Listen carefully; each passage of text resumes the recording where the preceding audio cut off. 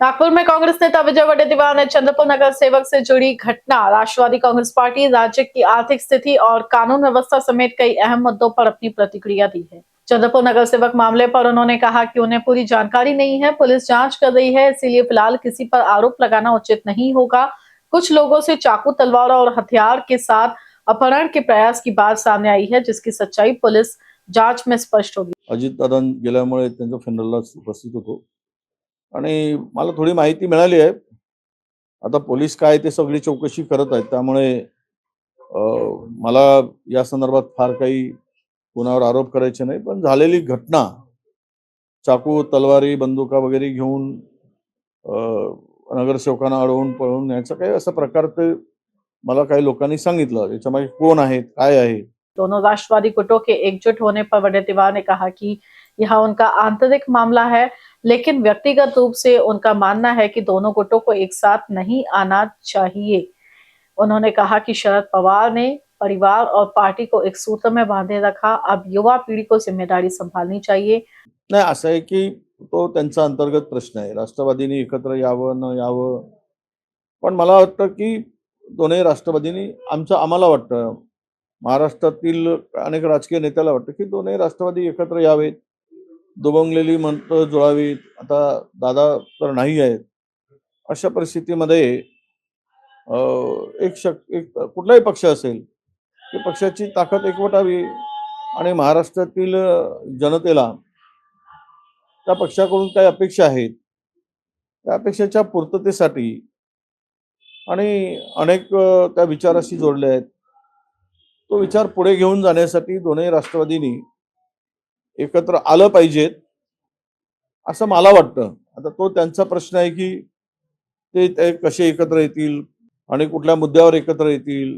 हा कारण शरद पवार साहेबांनी पवार कुटुंबीय आणि त्यांची संपूर्ण फॅमिली, भाऊ बहिणी सगळ्यांना खूप छान एका माळेमध्ये बांधण्याचं काम केलंय. खरं म्हणजे खूप छान त्या कुटुंबाला सांभाळलं असं म्हणता येईल. आता ही जबाबदारी अर्थात पवार साहेबांचं वय लक्षात घेता या युवा पिढीने सगळी जबाबदारी घेऊन पक्षाची धुबरा एकत्रितरित्या सांभाळली पाहिजे, असं माझं मत आहे भाई। लाड़की बहन योजना और राज्य की आर्थिक स्थिति पर उन्होंने सरकार पर गंभीर आरोप लगाए। कहा कि चुनाव जीतने के लिए रेवड़ी संस्कृति अपनाई जा रही है, जिससे राज्य दिवालियेपन की ओर जा रहा है।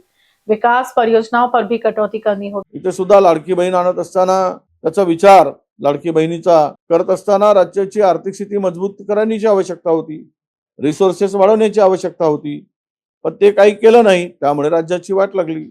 अनेक अशा योजना आहेत, पुन्हा पुन्हा कर्ज काढलं जात आहेत इन्फ्रास्ट्रक्चरच्या नावाने, म्हणजे समृद्धीचा विस्तार होतोय, शक्तीपीठ होते आहे, याला कर्ज काढले जात आहेत। एमएमआरडीच्या माध्यमातून अनेक प्रोजेक्ट हाती घेतलेत, एमएसआरडीसीचे अनेक प्रोजेक्ट हाती घेतलेले आहेत, त्यामध्ये करोडो रुपयांचा निधी आहे आणि हा निधी येण्यासाठी कर्ज काढावं लागतंय। कर्जाची उद्या आर्थिक मागच्याच बजेटमध्ये साधारणतः डिफिसिट बजेट हा 60,000 कोटीच्या आसपास होता, आता तर पुन्हा वाढत गेलेला आहे। अनेक योजना सरकारला राबवत असताना आता बंदच करावे लागतील आणि डेव्हलपमेंटच्या कामालाही कात्री लावावी लागेल।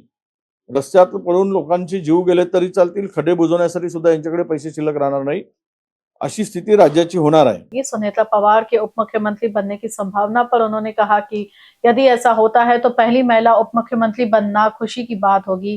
विमान दुर्घटना मामले में उन्होंने सीबीआई या उच्च स्तरीय न्यायिक जांच की मांग की है। साथ ही शिक्षक आंदोलन और चुनाव आयोग की भूमिका पर भी उन्होंने सवाल उठाए। आता उपमुख्यमंत्री पद हे काय आहे? हे कुठल्या संविधानिक पद आहे? हे कुठल्या घटनात्मक पद आहे? याला काहीच आधार नाही।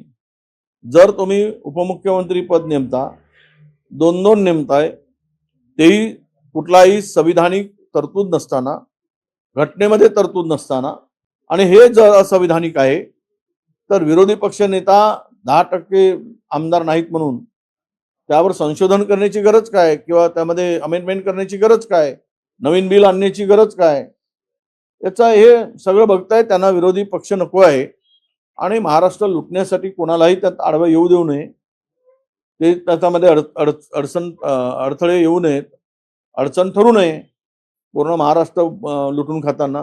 ही सरकारची भूमिका आहे असं मला वाटतं। नाही, सीआयडीच्या कडे फार सीआयडी चौकशी म्हणजे सीआयडी कडे कुठले टेक्निकल आणि एक्सपर्ट असतात. त्यामुळे सीआयडी चौकशीतून फार काही निष्पन्न होईल असं मला वाटत नाही. सीआयडी पेक्षा सीबीआयची चौकशी व्हावी आणि ती सुद्धा पुन्हा न्यायालयीन चौकशी जे उच्च न्यायालयाचे न्यायाधीश आहेत त्यांच्या अध्यक्षतेखाली एक चौकशी समिती करून त्या माध्यमातून चौकशी व्हावी असं मला वाटतं.